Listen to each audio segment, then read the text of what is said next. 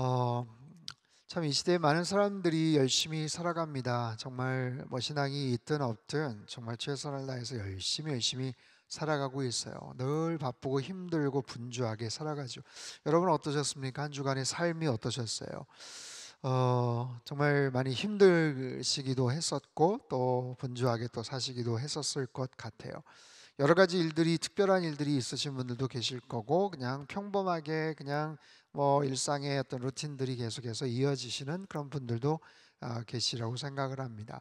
그냥 아침 저녁으로 또 뭐 출퇴근도 하고 아니면 또 누구 사람도 만나고 교회에서 어떤 사역들도 하고 또 가정 안에서 내가 해야 되는 여러 가지 일들도 있고 또 하반기가 되어서 뭐 특별한 어떤 약속이나 또 계획들을 가지고 뭔가를 진행을 하시거나 또 그런 경우들도 아마 있으실 것 같아요.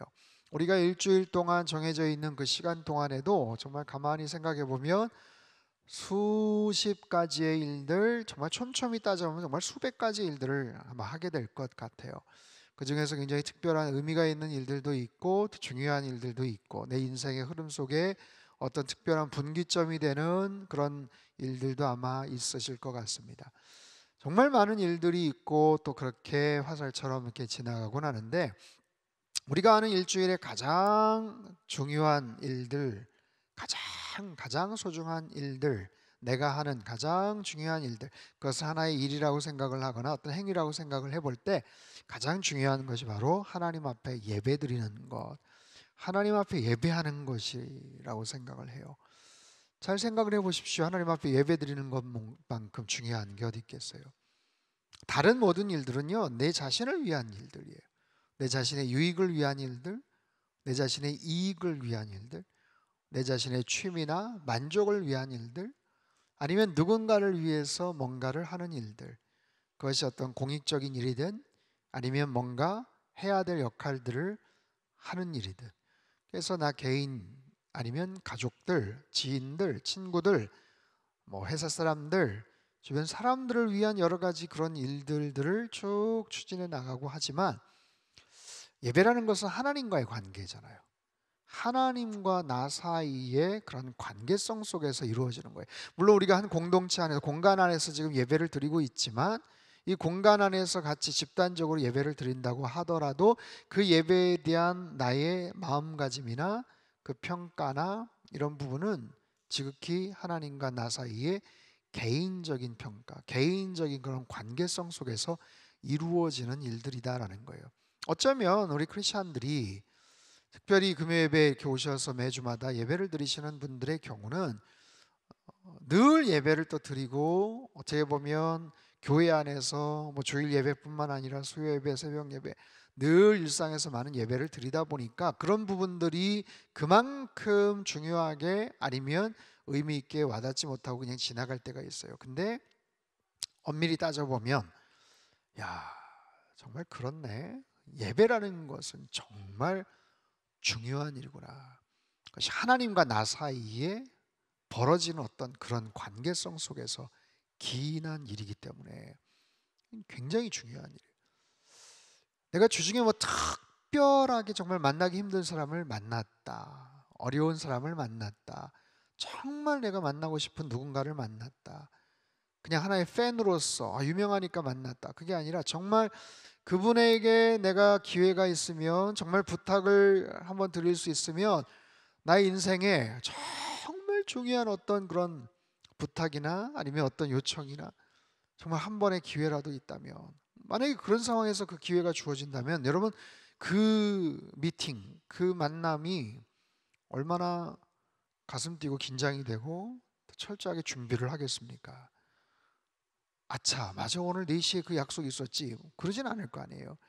며칠 전부터 막 그냥 손꼽아서 기다리고 준비하고 또 필요하면 누군가에게 혹시 뭐 기도 부탁도 하고 여러분 그런 측면에서 우리가 생각을 해볼 때 정말 하나님 앞에 드려지는 예배라는 것은 그냥 묻어서 이렇게 뭐 지나가는 어떤 뭐 그런 모습으로 우리의 삶이 뭐 일상이 예배다 아니면 뭐 우리의 삶의 어떤 예배라는 부분들이 굉장히 보편적이고 편안한 모습으로 인지가 될 때도 있지만 딱 떨어뜨려 놓고 생각을 만약에 할 때 예배라는 것은 누구를 보여주기 위한 게 아니잖아요. 누구를 위한 게 아니잖아요. 예배의 대상은 누구예요? 하나님이에요. 하나님. 하나님께 예배 드리는 거예요. 하나님을 위한 예배인 거예요. 그런 측면에서 볼 때 예배라는 행위는 얼마나 중요한가. 그리고 그 예배 안에 사실 우리의 마음이 담겨져 있거든요. 무슨 마음? 하나님을 향한 나의 마음. 하나님을 내가 어떻게 생각하는가? 하나님을 내가 어떻게 존중하는가? 하나님께 어떻게 내가 감사를 드리고 있는가? 나와 하나님과의 관계는 어떤가?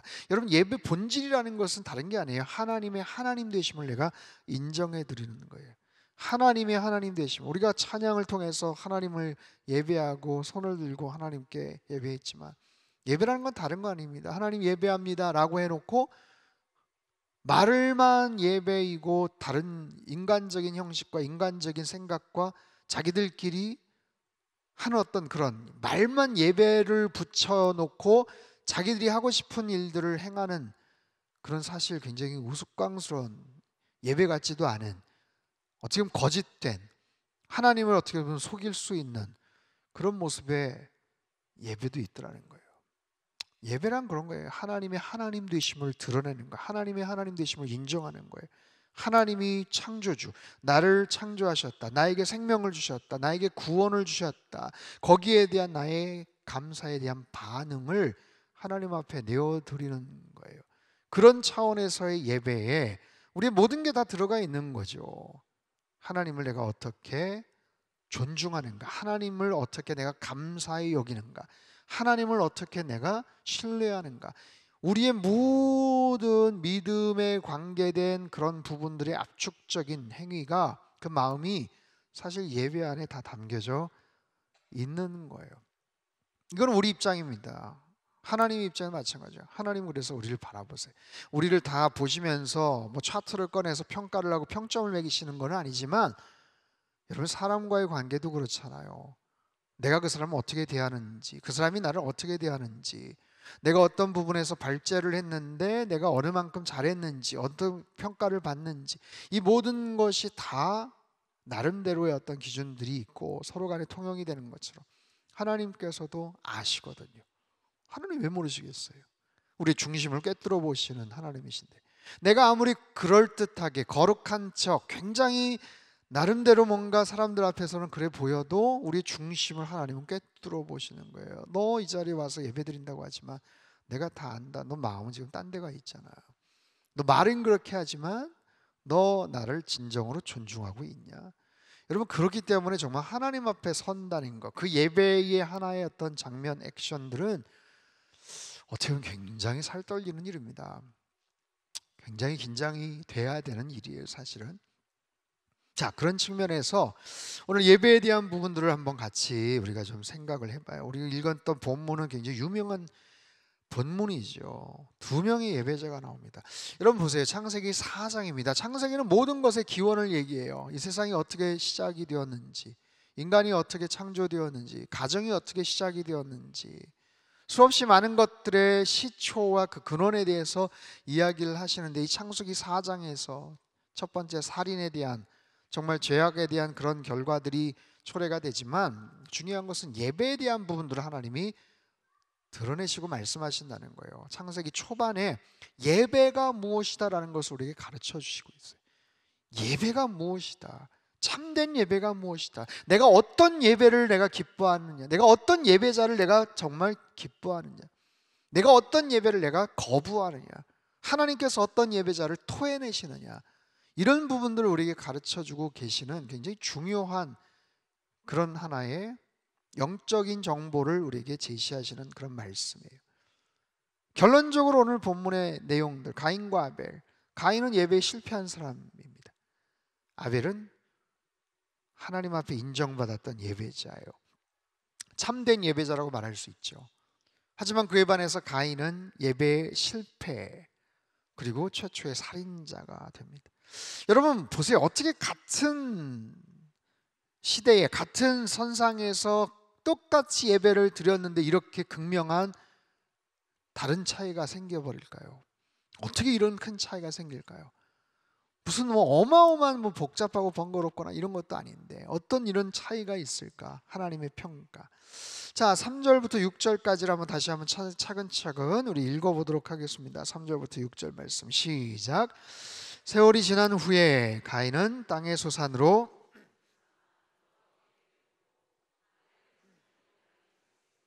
그 기름으로 드렸더니 여호와께서 아벨과 그의 제물은 받으셨으나 가인과 그의 제물은 받지 아니하신지라.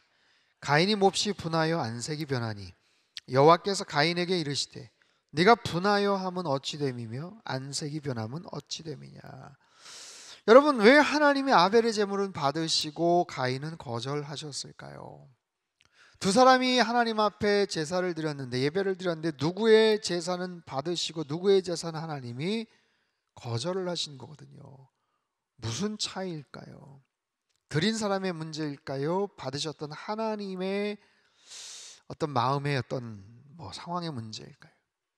가인이 제대로 못 드렸대. 생각해야 될 거, 하나님이 좀 약간 차별하시지? 그렇게 생각을 해야 될까요? 여러분, 성경을 자세히 보세요. 3절을 다시 한번 이렇게 보면 띄워주세요. 가인은 땅의 소산으로 제물을 삼아 여호와께 드렸고 아벨은 자기도 양의 첫 새끼와 그 기름으로 드렸더니, 우리가 잘 아는 것처럼 가인은 곡물로 제물을 삼아 하나님의 예배를 드렸어요. 아벨은 양의 첫 새끼와 기름으로 드렸어요. 가인은 곡물, 아벨은 양의 첫 새끼와 기름. 하나님이 만약에 싫어하셨다? 제물의 문제인가요? 곡식이 아니라 양을 좋아하시는구나. 가인이 잘못했네. 하나님 좋아하시는 걸 드렸어야지. 그런 문제일까요? 저는 음식을 잘 먹는 편인데 게장은 잘 못 먹습니다. 게장. 한번 말씀을 드렸죠. 게장 먹고 탈이 한번 크게 난 적이 있어요. 꽤 오래전입니다. 유학 시절인데 그 벌써 20년도 훨씬 넘는 시간인데, 게장을 정말 그때 왜 그랬냐면, 저희 청년 하나가 거기에 애틀랜타 한인 식당에서 아르바이트를 한다고, 목사님 오셨다고 막 그냥 서비스를 자기가 막 갖고 와서 해서 게장을 막 먹었는데, 그게 더운 날씨에 이게 상했었나 봐요. 정말 그거 먹고 죽는 줄 알았어요. 정말. 밤새 병원도 못 가고 그런 증상, 통증 이런 것도 처음 겪어봤고 그냥 이러다 낫겠지라고 생각했는데 그렇지가 않더라고요. 근데 그게 꽤 오래전 얘기인데도 이 몸이 그 이후에 딱 기억을 해요. 몇 차례 그 이후에도 한번 게장을 이렇게 한번 손을 댔는데 몸에서 이렇게 밀쳐내더라고요. 그래도 너무 좋아했었으니까 그 전에. 근데 몸이 금방 반응을 하더라고요. 지금도 마찬가지일 겁니다. 여러분도 그런 비슷한 경험들 아마 있으실걸요. 몸이 참 희한합니다. 그걸 기가 막히게 기억을 해요. 그거를. 그리고 이제는 별로 먹고 싶은 마음이 안 생겨요. 몸이 딱 기억을 하고 밀쳐내는 그런 거 있죠. 게장만 그렇습니다. 다른 게는 다 잘 먹습니다. 희한하게 게장만 그래요. 알러지 같은 것들 막 있는 그런 분들도 계시죠. 우리 목사님 중에 한 분은 오이랑 이런 거 잘 못 드세요. 김밥에다 골라내고 막 그러는데, 여러분 그런 거예요. 만약에 본인이 그렇게 싫어하거나 알러지가 있는 그런 음식들의 경우, 만약에 귀한 손님을 모셨는데 결정적으로 그분이 정말 절대 먹지 못하는 그런 음식을 대접한다. 제 잘 아는 목사님은 닭을 못 먹거든요. 닭을 못 먹는데 처음에 신방 가지고 그 얘기를 참아 못하고 억지로 닭을 먹다가 정말 병원에 실려갈 뻔했었어요. 얘기를 했어야 되는데, 이분은 트라우마에 어렸을 때 닭장에 갇힌 적이 있어가지고 아기 때 닭장에 어떻게 왜 갇혔는지는 모르겠지만 닭이 그냥 막 해가지고 하는 거를 막 그게 트라우마가 돼가지고 맛있는 닭을 아무튼 먹어요. 이를테면 그런 겁니다. 만약에 그런 상황에서 싫죠. 어디서 대접을 받았는데 마침 결정적으로 못 먹는 거를 한다. 그럼 이렇게 결례일 수도 있고 그런 건데, 하나님 만약에 그러신가? 하나님 곡식 안 좋아해요? 하나님 짐승 제사 좋아하는데 잘못했네. 그런 차원이 아니라는 거예요. 성경 어디에도 그런 구분이 없습니다. 곡물로 드리는 소제나 이런 부분 많죠, 사실은. 직업도 달라요. 아벨은 양치는 자였고 가인은 농사하는 자였습니다. 마땅히 자신들이 가장 좋은 거 드렸겠죠. 가인이 뭐 곡물로 드렸다고 해서 허투루 드렸을까? 대충 드렸을까? 뭐 그런 생각은 없어요. 뭐 성경에도 그걸 지지하는 어떤 근거도 없습니다. 나름 그래도 좋은 곡물을 드렸겠죠. 근데 중요한 것은 그 문제가 아니라는 거예요. 4절을 보면요, 여호와께서 아벨과 그의 제물은 받으셨으나 가인과 그의 제물은 받지 아니하신지라. 아벨과 그의 제물, 가인과 그의 제물, 하나님이 눈여겨보신 것은, 하나님이 받으신 것은 그들이 드린 제물보다는 그들의 마음이었다는 거예요. 그들의 마음을 먼저 들여다보시는 거예요. 예배자의 그 마음이죠. 무엇을 갖다 바쳤느냐라는 것보다도, 물론 거기에 그 마음이 담겨져 있겠지만 중심을 꿰뚫어 보시는 거, 하나님께서 그들의 마음을 먼저 읽으신 거예요. 아벨의 마음과 가인의 마음이에요. 그 차이를 보시고 하나님이 아벨은 받으시고 가인은 거절하신 거예요. 자, 그렇다면 아벨은 어떤 마음이었을까? 아벨의 어떤 마음을 하나님은 귀히 여기셨을까? 아벨은 양치는 자입니다. 양치는 자로서 첫 새끼를 하나님 앞에 내어 드렸다. 왜 제사를 드렸을까요? 양을 치는데 하나님 앞에 왜 제사를 드렸을까요? 아벨의 마음을 한번 상상해 보세요. 양이 첫 새끼를 낳았어요. 정성껏 키웠던 양이 정말 작고 예쁜 새끼를 낳았어요. 처음 새끼입니다. 아벨의 입장에서도 신기했겠죠. 감동이 있겠죠. 야, 이렇게 예쁜 새끼를 낳았네. 거기에 담겨져 있는 아벨의 그 마음과 그 정서, 너무 뭉클한 거예요. 너무 감동적인 거예요. 하나님, 새끼를 낳았어요. 이렇게 어린 새끼를 낳았어요. 너무너무 예쁜 새끼를 낳았어요. 그 마음속에, 아벨의 마음속에 차오르는 어떤 그런 감정들, 감사함이죠. 하나님 감사합니다. 제가 정성껏 양을 쳤는데 이렇게 새끼를 낳아서 이렇게 새끼를 낳는군요. 그 마음, 그 마음이 감동이 되어서 하나님 앞에 제사를 드리고 싶은, 뭔가를 드리고 싶은 그 마음으로 연결이 되었겠죠. 몇 월 며칠 뭐월 뭐시 어디에서 너희들 둘 다 똑바로 예배 잘 드려? 하나님께서 그렇게 뭐 지시를 하신 것이 아니라면 이건 자발적인 하나님을 향한 그런 예배예요. 하나님 앞에 예배를 드려야 되겠다. 너무 감사하다. 너무 정말 감사하다. 이런 그런 마음이 있잖아요. 네. 어떤 상황 속에서 너무너무 기쁜 소식으로 인해서, 감사함으로 인해서 뭐 그런 마음이 있잖아요. 주일날 가서 하나님 앞에 예배 드리, 그걸 떠나서 우리 같이 모이자, 가족들 모여서 우리 하나님 앞에 같이 예배 드리자, 하나님 앞에 우리 기도하자, 이런 마음들이 있잖아요. 분명히 아벨도 아마 그런 마음으로 하나님 앞에 드리고 싶은 마음, 하나님 앞에 뭔가를 드리고 싶은 마음, 하나님 앞에 감사의 표현을 하고 싶은 마음, 너무 고마운 거예요. 처음 새끼를 주셔서 감사합니다. 전 하나님 앞에 그럼 뭘 드려야 되겠다, 소중한 걸 드려야 되겠다. 소중한 거, 뭘 드려야 될까? 그 마음속에 제일 소중한 게 눈에 들어온 거예요. 이제 방금 낳은 작고 예쁜 양의 그 첫 새끼. 그것 때문에 감사한 마음인데, 그래서 예배를 드리고 싶고, 그래서 제물을 바치고 싶은데, 제사를 드리고 싶은데, 내 마음속에 가장 소중하다 싶은 그거를 하나님이 받으시지 않을까. 슬프기도 하고, 그래도 되나? 굳이 이렇게까지 할 필요가 있을까? 싶은 마음이 있는데 아벨의 그 마음이 있는 거예요. 나도 이렇게 좋은데 하나님은 더 기뻐하시겠지. 하나님도 좋아하시겠지. 어떻게 보면 미안하지만, 어떻게 보면 아깝지만, 그럼에도 주신 분이 하나님이시니까 하나님 앞에 드려야 되겠다. 내가 소중히 생각하는, 여러분 그런 마음가짐으로 하나님 앞에 나아갔다면 하나님이 그 마음을 귀히 여기시지 않았을까? 여러분 인생을 살아오시면서, 크리스천으로 살아오시면서 수도 없이 많은 예배를 드리셨고 예배의 자리에 참석을 하셨을 겁니다. 제가 오늘 구역장 모임 때도 잠깐 비슷한 얘기를 했지만, 여러분 우리 시간이라는 것은 아날로그적으로 물 흐르듯이 흘러갑니다. 저 뒤에 시계가 있어요. 디지털 시계예요. 딱딱딱딱. 요즘 아날로그 시계 초침으로 이렇게 넘어가는 그런 시계들도 있어요. 하지만 인생의 어떤 부분은요, 마치 영화의 한 장면처럼, 하나의 어떤 그림처럼, 사진의 한 컷처럼 그냥 딱 하나의 스팟으로 팍 찍혀가지고 남는 그런 경우들, 그런 사건들이 있거든요. 우리 인생 가운데 여러분 한번 기억해 보세요. 내 인생 중에 하나님 적어도 그거 기억하실 거야. 나 그때 진짜 힘들었는데 정말 하나님 앞에 다드리고 싶은 마음으로 예배를 드렸어. 하나님 앞에 제물을 드렸어. 정말 그런 마음으로 내가 정말 그때 그 경건한 마음, 하나님 경외하는 마음이 나 평생 지속됐으면 하는 마음인데 그게 참 쉽지는 않네. 그래도 적어도 그 순수성, 진실성, 그 진지한 마음으로 하나님 앞에 내가 참여하며 드렸던 그때 그 예배, 드렸고 떨리는 마음으로 드렸던 예배, 그때가 언제인가요? 한번 생각해 보세요. 그때가 언제세요? 어떤 마음으로? 그럼 되게 우리 송구영신 예배 때 굉장히 그런 마음으로 하나님 앞에 예배드리죠. 기억하실 거예요.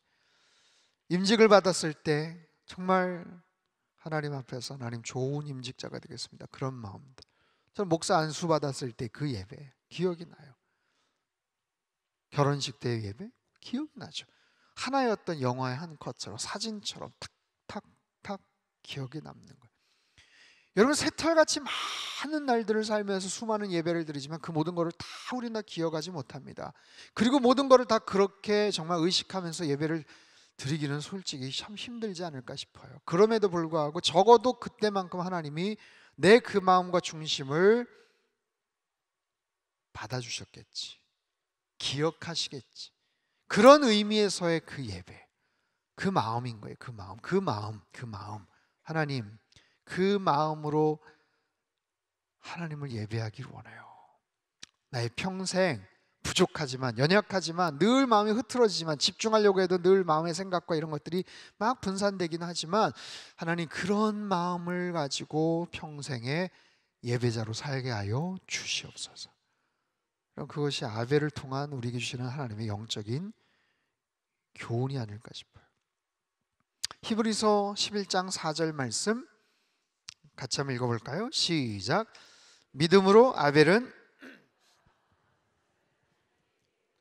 의로운 자라 하시는 증거를 얻었으니 믿음으로 아벨은 가인보다 더 나은 제사를 하나님 앞에 드렸다. 더 나은 제사가 있다는 거예요. 더 나은 제사가 있다는 거예요.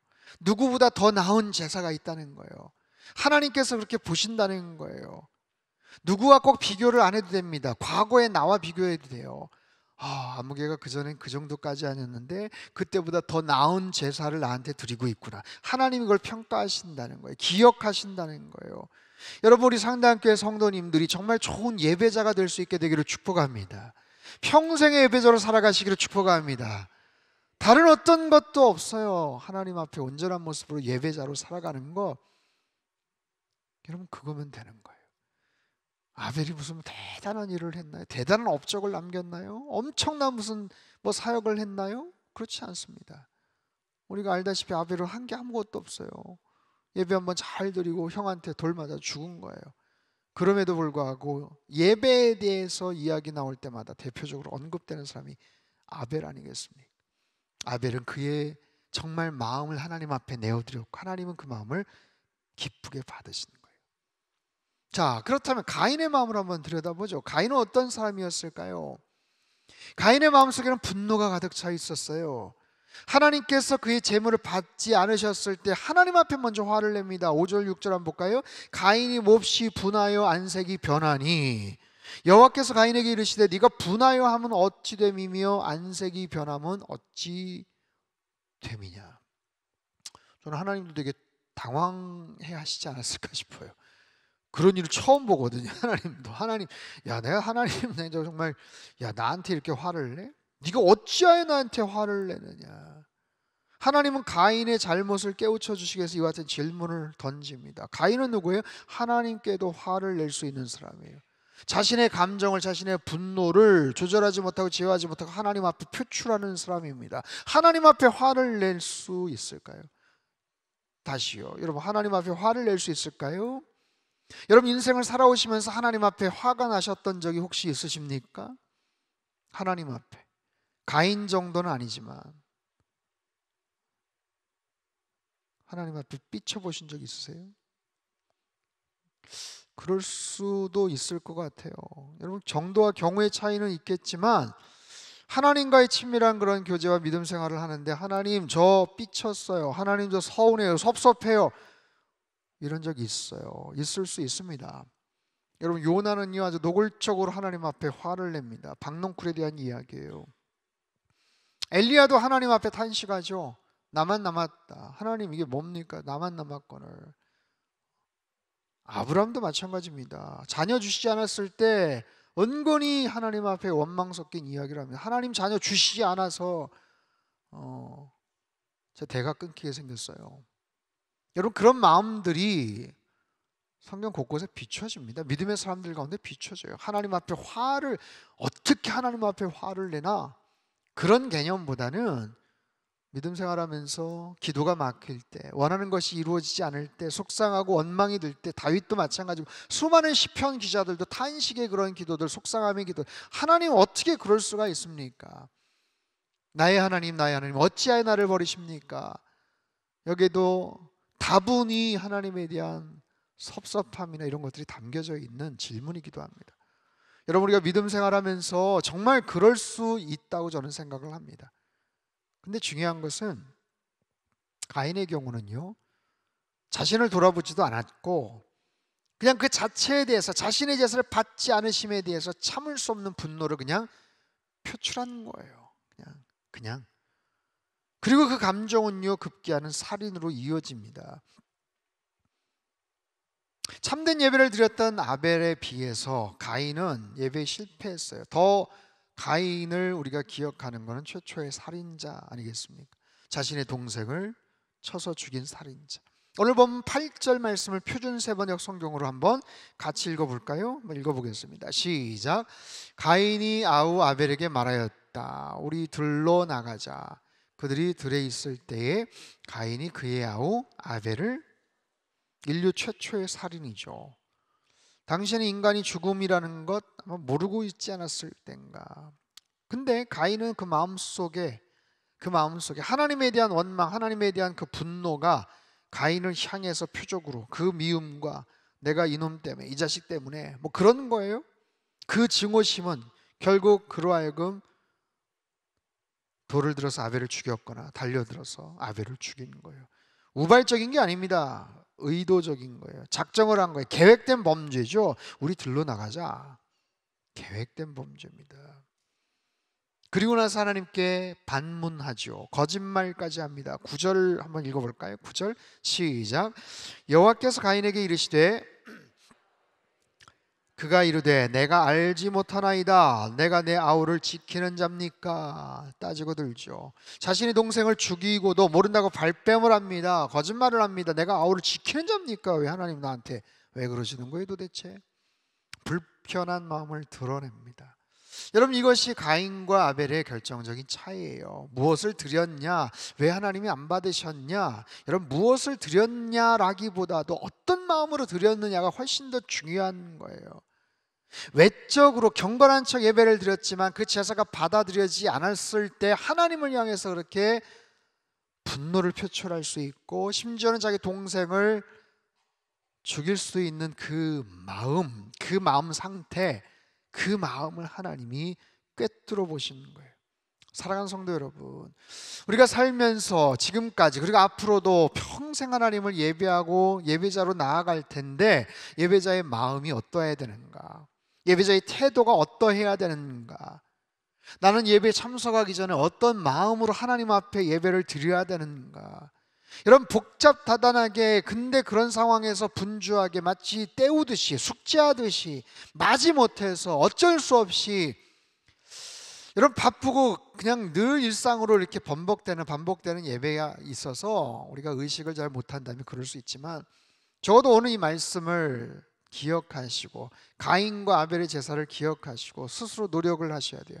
의식적으로 하나님, 예배 들어가기 전에 내 마음의 상태를 정돈하시고 내 마음속에 하나님이 기뻐하시지 않는 그런 마음들이 있다면, 성령 충만하지 못하는 그런 마음들이 있다면 여러분, 그런 마음을 가지고 하나님 앞에 아닌 것처럼 하면서 예배를 드리는 예배들은 다 튕겨져 나갑니다.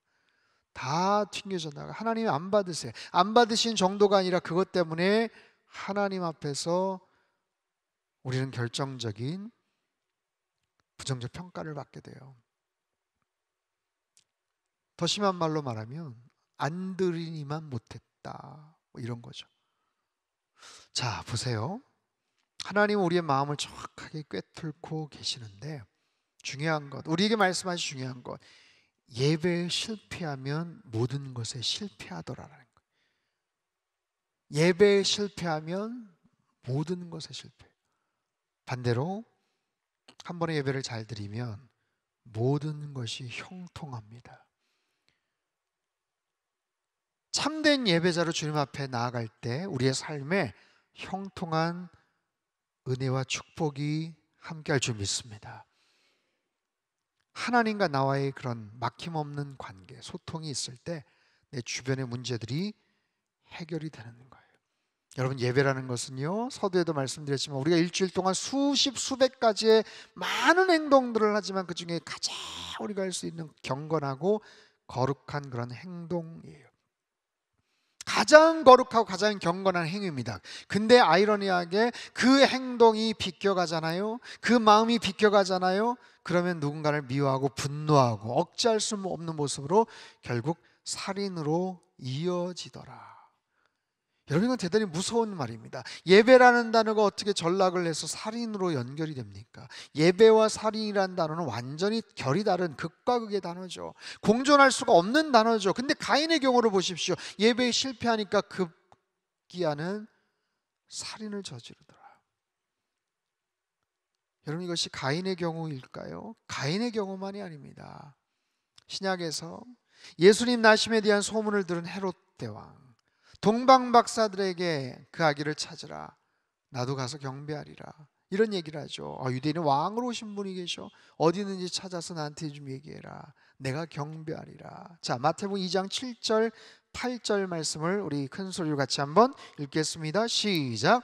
이에 헤롯이 별이 나타난 때를 자세히 묻고 베들레헴으로 보내며 이르되, 가서 아기에 대하여 자세히 알아보고 찾거든 내게 고하여 나도 가서 그에게 경배하게 하라.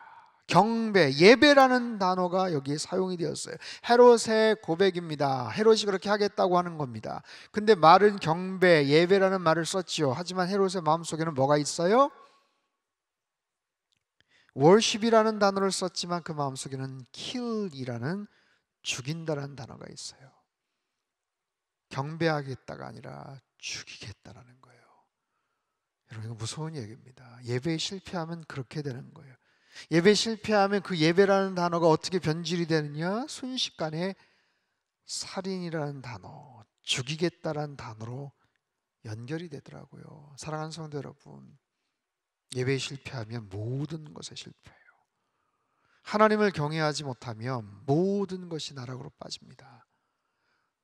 이거를 모르는 세상 사람들, 어차피 하나님을 잘 알지 못하고 그렇게 살아가는 사람들이야 이런 부분에서 그냥 모르니까, 내 구원받은 하나님의 사람들, 하나님 앞에 온전한 모습으로 예배를 드려야 됨에도 불구하고 그 예배의 중심이 자꾸만 흐트러지고 그 예배의 마음속에 다른 여러 가지 헛것들이 섞여지게 되면 그것이 궁극적으로는 누군가를 죽일 수 있는, 나를 해할 수 있는, 내 주변을 해할 수 있는 그런 마음으로도 전락이 되더라.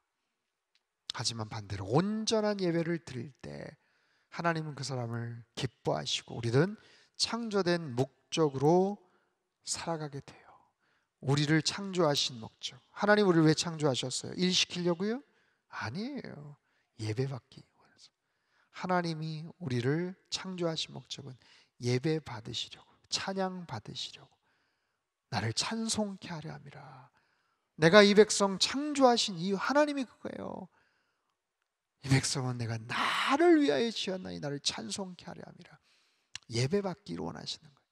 여러분, 세상에서 가장 아름다운 풍경은 모든 것이 제자리로 돌아갈 때의 풍경이다, 그런 얘기가 있어요. 모든 것이 제자리로 원위치될 때 가장 아름다운 거예요. 자신의 목적대로 살아가는 것이 가장 아름다운 거예요. 지어진 존재 이유대로 살아가는 것, 그분을 창조하라고 우리를 하나님께서 호흡을 주셨고, 그렇다면 우리는 그분을 찬양하면서 살아가는 것, 예배하는 인생이 가장 아름다운 거예요. 윌리엄 템플 전 영국의 성공의 대주교가 이런 이야기를 했어요. 한번 천천히 한번 읽어볼까요? 시작.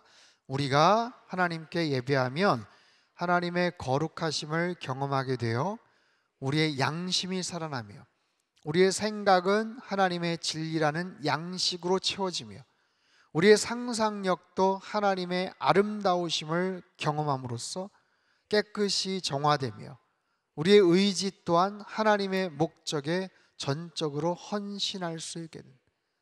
잘 보세요. 띄워주세요. 계속. 우리가 하나님을 진정으로 예배하며 하나님의 거룩하심을 경험하게 됩니다. 진정한 예배는 하나님의 거룩하심이 있어요. 여러분, 세상의 어떤 곳에서도 거룩이라는 단어를 우리는 떠올릴 수 없습니다. 무엇을 한다고 거룩이라는 단어를 떠올리겠어요? 하나님을 예배할 때만이 우리가 하나님의 거룩하심을 경험하는 거예요. 그럴 때 우리의 양심이 살아나게 됩니다. 우리의 내면을 통찰하게 되고 들여다보게 돼요. 그리고 우리의 생각은 하나님의 양식으로 채워지게 됩니다. 우리의 생각이 수도 없이 세상에 복잡다단한 쓸데없는 많은 정보와 여러 가지 세상에 거짓된 이런 것들로 막 채워지기도 하는데, 그게 아니라 하나님의 진리란 양식으로 채워지. 우리의 상상력도 하나님의 아름다우심을 경험하는 거예요. 하나님 우리에게 상상력을 주셨어요. 좋은 의미에서의 생산적이고 창의적인 그런 상상력, 그리고 깨끗하게 우리의 영혼이 정화가 되는 거예요. 그리고 우리의 의지 또한 하나님의 목적에 전적으로 헌신할 수 있다. 여러분, 우리의 의지와 열정을 가지고 일주일 동안 어떻게 살아오셨습니까? 내 욕망과 내 만족을 위해서 어떤 의지를 발동하면서 살아왔을지도 모르지만, 하나님 온전하게 예배할 때 나에게 주신 그 의지와 열정을 가지고 하나님의 거룩한 목적에 순종하면서 살아가게 되더라라는 거예요. 사랑하는 성도 여러분, 우리가 이 땅에서 할 수 있는 가장 고귀하고 가장 아름다운 행동이 바로 예배인 줄로 믿습니다. 저 천국에 가서 해야 될 게 뭐예요? 바로 예배죠. 찬양이죠. 세상에서 어떤 위대한 일들, 대단한 일들도 천국에 가서 소용이 없어요. 아무 소용이 없습니다. 거기 가서 우리가 할 수 있는 거 없습니다. 할 필요도 없고요. 그러나 예배와 찬양, 하나님 앞에 온전하게 예배드리는 거예요. 단 한 번의 예배에도 최선을 다해 하나님을 찬양하고 예배하시기를 축복합니다. 이 자리에 계신 모든 성도님들, 지금까지도 좋은 예배자로 하나님 앞에 섰지만 앞으로 더 귀한 예배자로 하나님 앞에 기억되는 은혜가 있게 되기를 축복합니다. 올해 남은 하반기 굉장히 마음이 좀 급합니다. 그죠? 바쁘고 분주해요. 하지만 그 바쁘고 분주한 상황에 여러분 중심에 예배가 흐트러지지 않았으면 좋겠어요.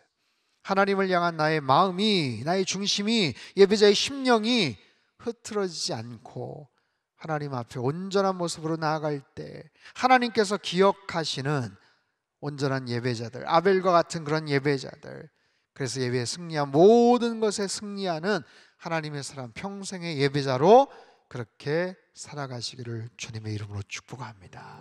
이제는 우리 주 예수 그리스도의 크신 은혜와 하나님 아버지의 극진하신 사랑하심과 성령님의 교통하심의 역사가 아벨과 같은 평생의 예배자로 주님 앞에 살아가기를 결단하는 모든 주의 백성들, 그들의 가정과 일터와 건강과 자녀들의 앞길 위에, 이 나라 민족 흩어진 모든 열방 위에 이제로부터 영원토록 함께 하시기를 간절히 축원하옵나이다. 아멘.